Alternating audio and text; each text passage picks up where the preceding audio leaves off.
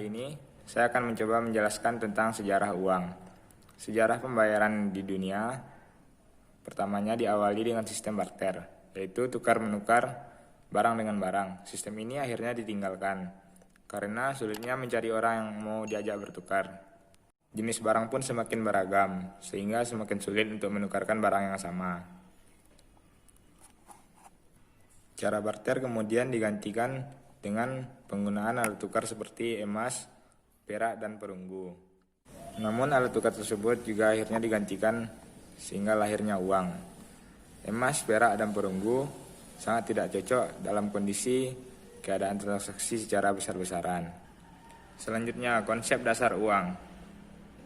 Definisi uang berdasarkan pendapatan yaitu segala sesuatu yang dapat diterima dalam pembayaran barang atau jasa maupun dalam pembayaran utang. Definisi uang menurut masyarakat umum merupakan mata uang yang berbentuk uang kertas maupun uang kertal atau uang koin. Fungsi uang secara khusus merupakan alat tukar, sedangkan secara umum merupakan aset likuid, faktor pembentuk pasar, faktor penyebab dalam perekonomian, dan merupakan pengendali ekonomi. Baik. Di sini saya akan coba menjelaskan sedikit mengenai pengelolaan uang. Yaitu ada 3. Yang pertama, wewenang untuk menciptakan dan mengedarkan uang berada pada pemerintah suatu negara.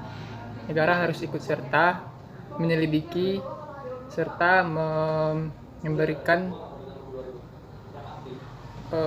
kebijakan untuk menciptakan dan mengedarkan uang tersebut. Yang kedua, pada era modern, wewenang tersebut diserahkan pada suatu lembaga yang mewakili negara, umumnya disebut dengan bank sentral. Bank sentral di sini banyak sekali. Saya akan menyebutkan 4 bank sentral. Yang pertama, Bank Indonesia. Yang kedua, Bank Negara Malaysia. Dan yang ketiga, Bank of Thailand. Yang keempat, Bank of Kebijakan pengelolaan uang Indonesia dalam Undang-Undang Nomor 7 Tahun 2011. Tahapan pengelolaan uang meliputi perencanaan,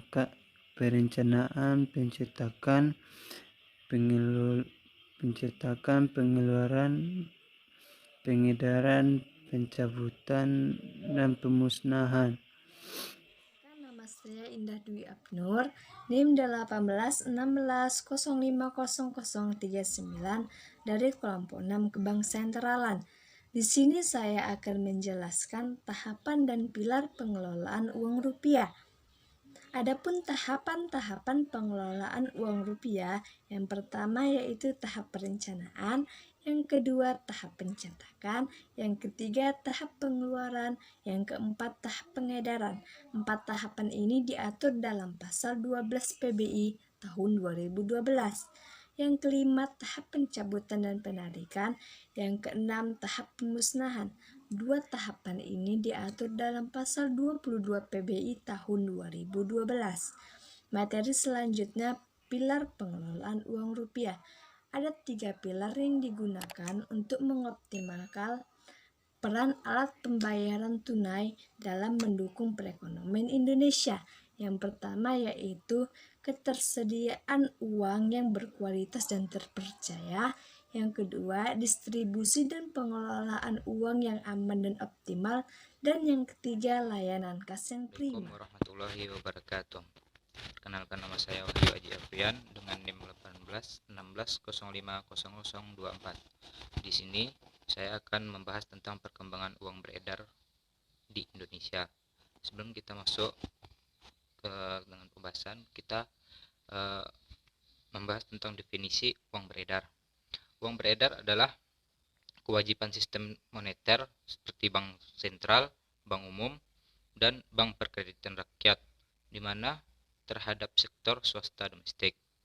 Kewajiban yang menjadi komponen uang beredar terdiri dari yang pertama, adanya uang kertal yang dipegang oleh masyarakat. Yang kedua, adanya uang giral. Dan yang ketiga, uang kuasa yang dimiliki oleh sektor swasta domestik. Kemudian faktor yang mempengaruhi uang beredar ada dua juga. Yang pertama dari aktiva luar negeri bersih, seperti tagihan kepada penduduk, kemudian kewajiban kepada bukan penduduk. Yang kedua, aktiva dalam negeri bersih, tagihan bersih kepada kepada pemerintah pemerintah pusat. Kemudian tagihan terhadap sektor swasta seperti pemerintah daerah, lembaga keuangan, dan perusahaan bukan keuangan. Kemudian isu strategis pengelolaan uang yang ada di Indonesia, yang pertama isu utamanya adalah tentang teknologi pencetakan uang palsu yang semakin canggih pada saat sekarang ini. Terkadang bagi orang-orang awam sangat sulit untuk membedakannya mana yang asli dan mana yang palsu. Dengan jenis pemalsuan yang berupa banyaknya, seperti lukisan tangan, color transfer, cetak sablon, dan fotokopi berwarna atau color printer.